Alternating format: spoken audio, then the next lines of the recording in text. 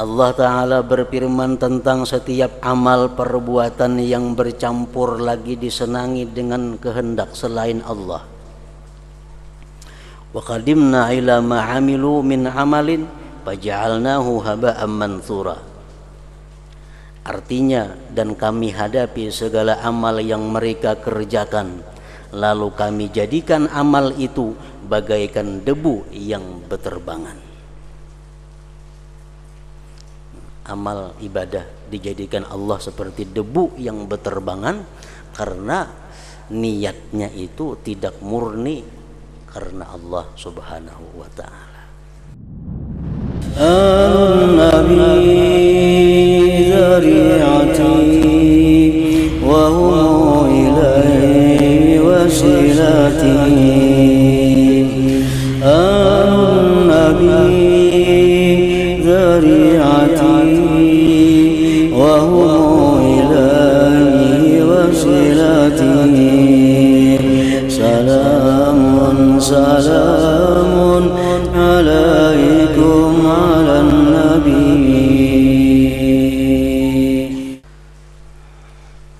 Bismillahirrahmanirrahim. Alhamdulillahi rabbil alamin.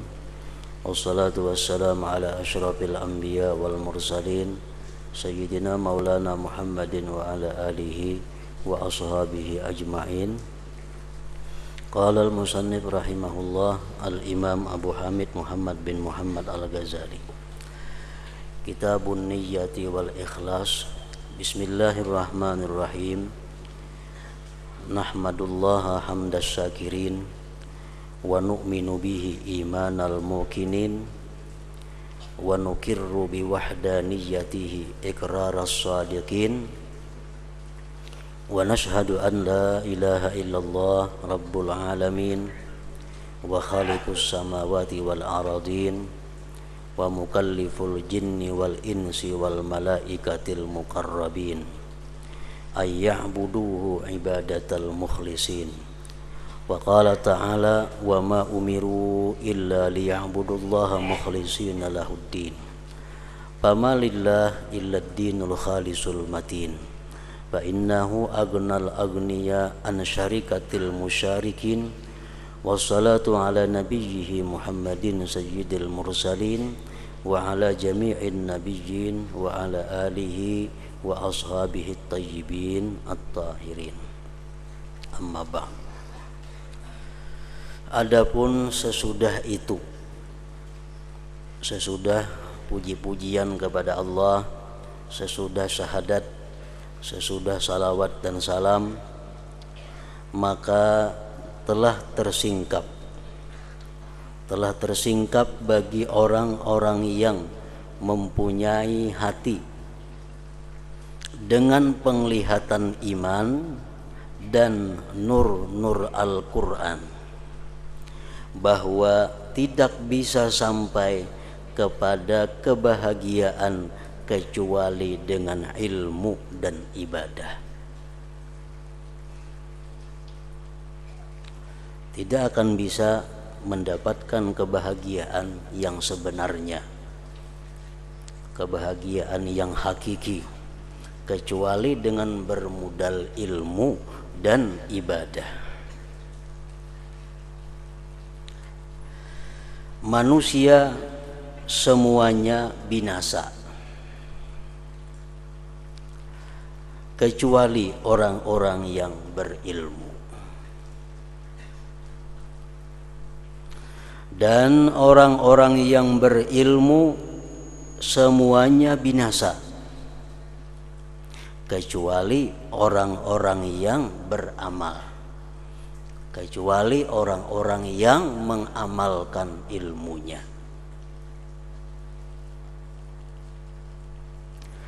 Dan orang-orang yang beramal semuanya binasa. Orang-orang yang mengamalkan ilmunya pun binasa, kecuali orang-orang yang ikhlas. Dan orang yang ikhlas itu berada dalam khatar yang besar, dalam bahaya yang besar.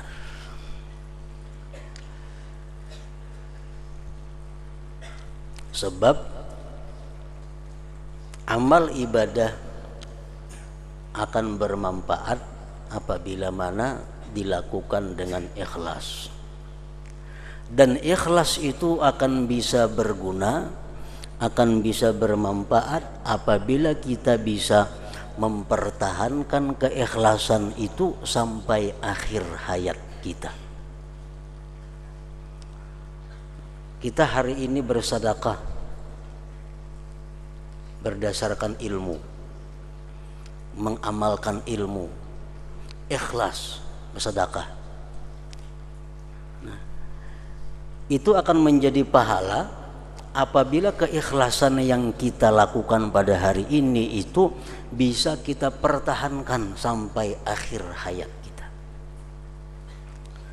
Apabila dalam perjalanan hidup kita keikhlasan itu rusak, maka di akhirat tentu kita akan mendapat balasan di sisi Allah Subhanahu wa ta'ala.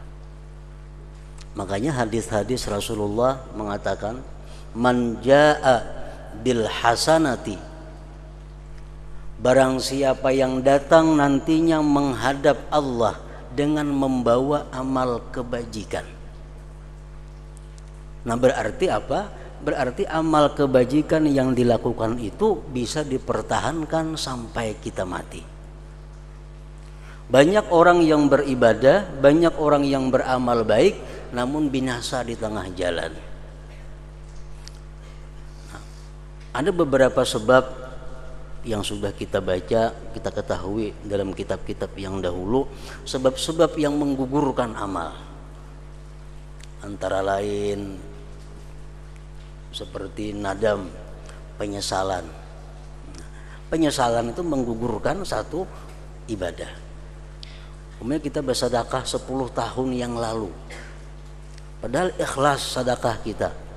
Sekarang kita baru sadar, dahulu aku memberiakan itu bersedekah, jakawah ini larang bener itu harganya.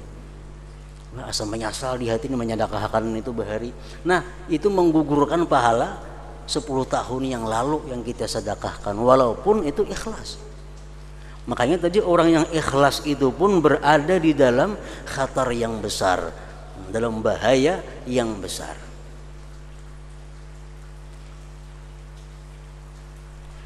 Firman Allah mengatakan, yauma la yanfa'u malu wala banun illa man atallah biqalbin salim.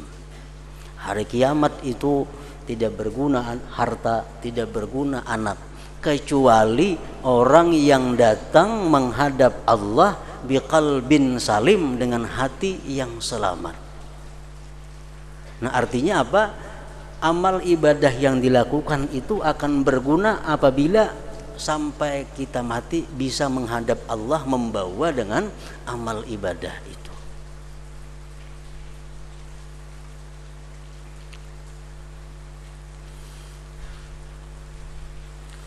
Kalau orang berbuat kebaikan, sebesar apapun kebaikan itu, kalau umpamanya di akhir-akhirnya dia murtad, nah itu sudah jelas amal kebaikannya akan gugur.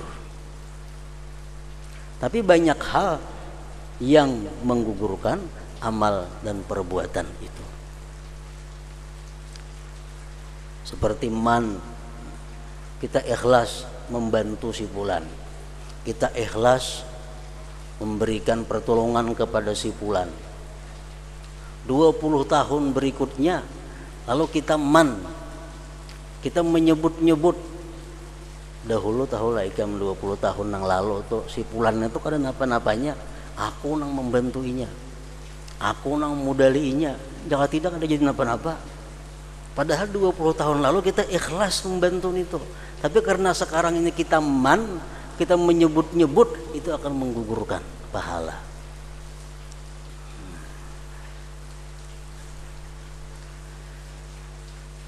Nah, jadi orang yang ikhlas itu pun berada dalam khatar bahaya yang besar.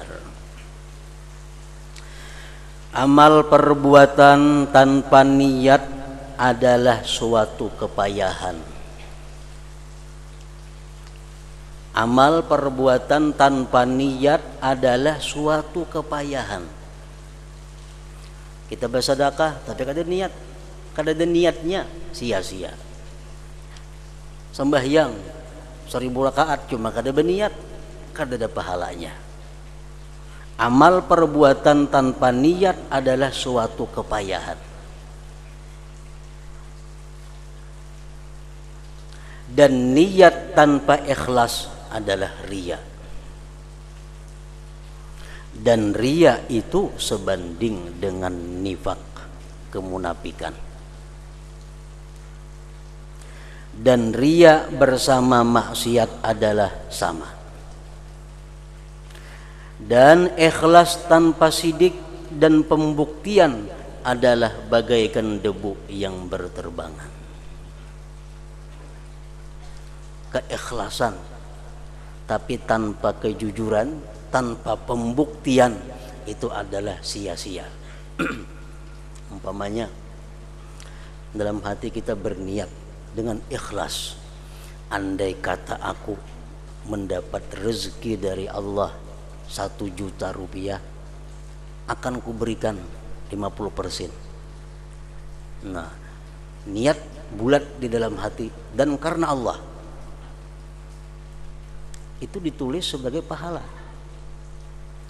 Tapi setelah kita dapat duit 1 juta rupiah, itu diperlukan sidik pembuktian.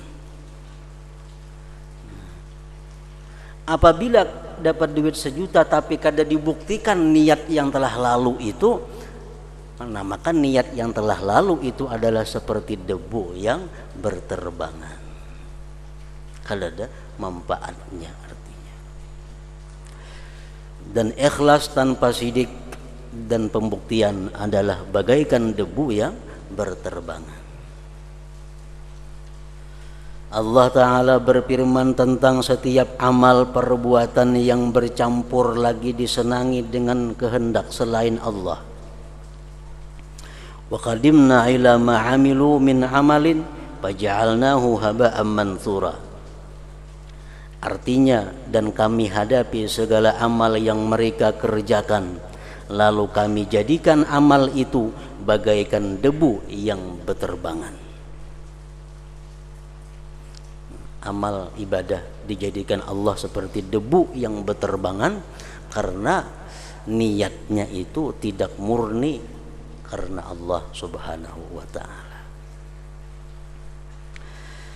Mudah-mudahan saya mengetahui, ujar Imam Ghazali, bagaimana orang yang tidak mengetahui hakikat niat itu membetulkan niatnya. Orang nang kada tahu niat tu sabujurannya macam apa, kada tahu kayak apa hendak membujurakan niatnya. Makanya belajar kitab ini hukumnya adalah fardu ain bagi setiap orang muslim dan muslimah. Belajar kitab yang kita baca ini hukumnya fardu ain bagi tiap-tiap muslim dan muslimah.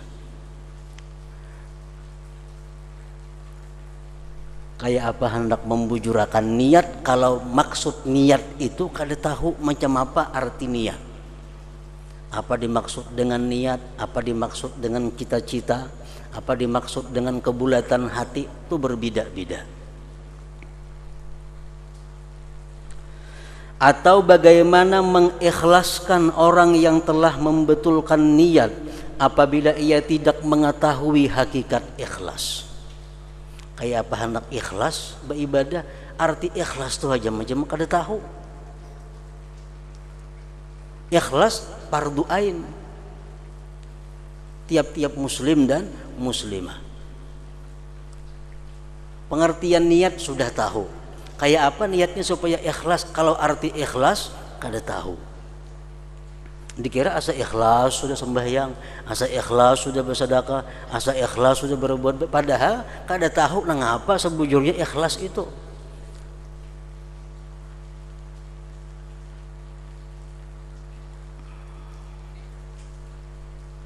Atau bagaimana orang yang ikhlas menuntut dirinya dengan sidik apabila ia tidak mengetahui arti sidik itu dengan sebenarnya.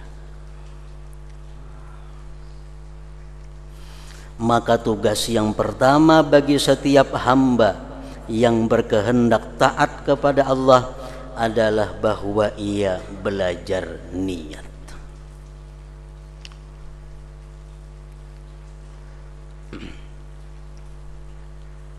Kebanyakan kita mengartikan niat sembahyang umpamanya.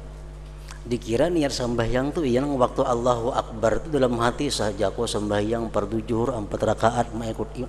Dikira itu niat, padahal itu bukan niat.